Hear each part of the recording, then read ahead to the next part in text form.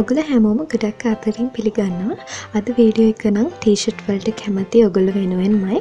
මුලින්ම මම ටී-ෂර්ට් වර්ගීකරණයක් ඔගොල්ලෝ වෙනුවෙන් අරන් ඉවිලා තියෙනවා. ඒත් එක්කම කඩෙන් ගන්නවා වුණත් මහන් වුණත් කැමති නම් ටී-ෂර්ට් ෆැබ්‍රික් ගැන ඔයාලට ගොඩක් ලොකු විස්තරයක් කරන් ඉවිලා තියෙනවා. ඒත් එක්කම ඉදිරියට යන වීඩියෝස් වලින් මම ටී-ෂර්ට් තනියම කොහොමද නිර්මාණය කරගන්නේ කියලා ඔගොල්ලෝ අරන් එනවා. අමතක කරන්නේ නැතුව channel එක subscribe කරලා bell icon එක click කරලා තියාගන්න. ටී-ෂර්ට් වර්ගීකරණයේදී පළවෙනි ටී-ෂර්ට් වර්ගය තමයි බේසික් ටී-ෂර්ට් කියන්නේ. ඉතින් බොහෝ දුරට තනි වර්ණයෙන් ඒ වගේම කිසිම ඩිසයින් එකක් නැතුව කාන්තා පිරිමි කියන දෙපාර්ශ්වයටම කිසිම ભેදයකින් තොරව අඳින්න පුළුවන් ටී-ෂර්ට් එක තමයි ඉතින් මේ බේසික් ටී-ෂර්ට් කියන්නේ. ඊළඟට ඔයගොල්ලෝ මෙන්න මේ දකින්න ටී-ෂර්ට් එක කාන්තාවන් අතර තමයි ගොඩක්ම ජනප්‍රිය.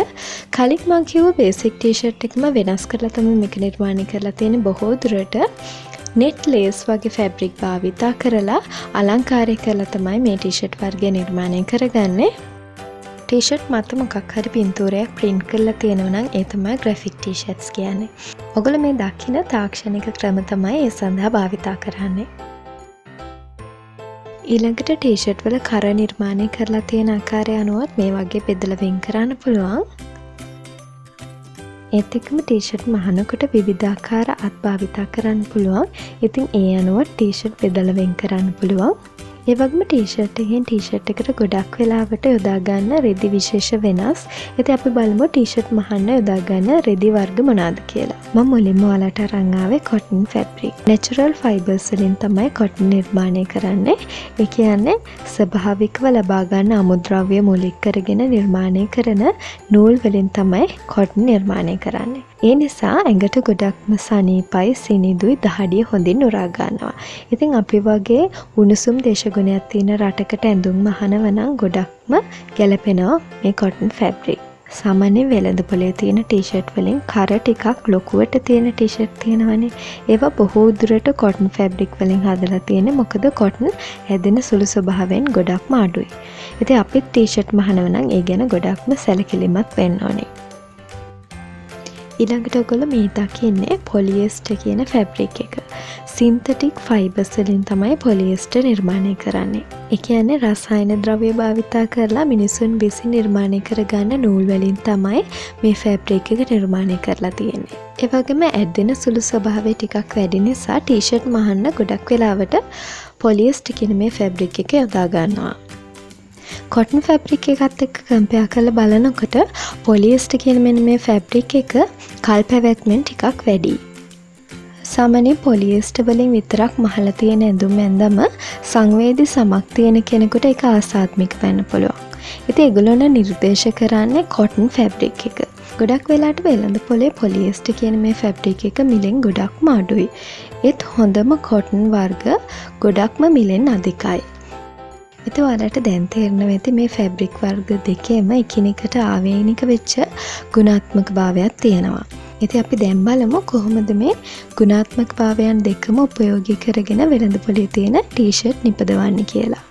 ගොඩක් වෙලාවට අපි වෙළඳ පොලෙන් මිලදී ගන්න බ්‍රෑන්ඩඩ් ටී-ෂර්ට් වල පිටුපස්ස කරගාව මෙන්න මේ විදිහට print කරලා එහෙමත් නැත්නම් ටැග් කරපු ලේබල් එකක් විදිහට මේ වගේ කොටසක් තියෙනවනේ. ඉතින් ගොඩක් වෙලාවට අපි ටී-ෂර්ට් එකේ size එක නිවැරදිව හඳුනා ගන්න ඒ කොටසින්.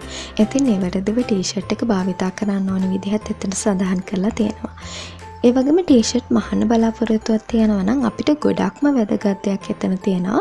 මෙන්න මේ වගේ ප්‍රතිශතයක් විදිහට ටී-ෂර්ට් එක මහලා තියෙන ෆැබ්‍රික් එක මොකක්ද කියලා සඳහන් වෙලා තියෙනවා.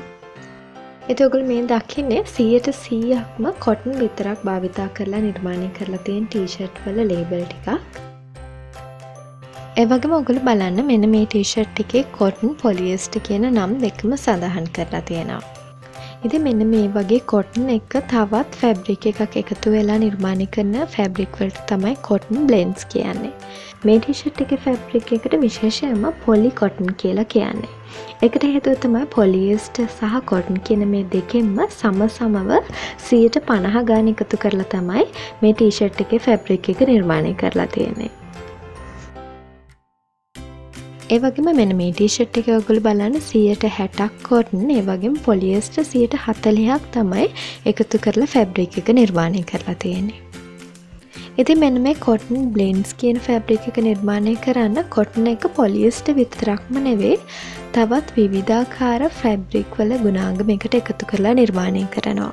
එතකොට දකින්න ඇති මෙන්න මේ ටී-ෂර්ට් එකේ 95% කොටන් ඒ වගේම ඉතුරු 105 ස්පැන්ඩෙක්ස් කියන රිදි විශේෂයට අනුව තමයි නිර්මාණය කරලා තියෙන්නේ. ඉතින් මම ඒ කිව්වා ස්පැන්ඩෙක්ස් කියන ෆැබ්‍රික් එක තමයි මං ගාව මේ තියෙන්නේ.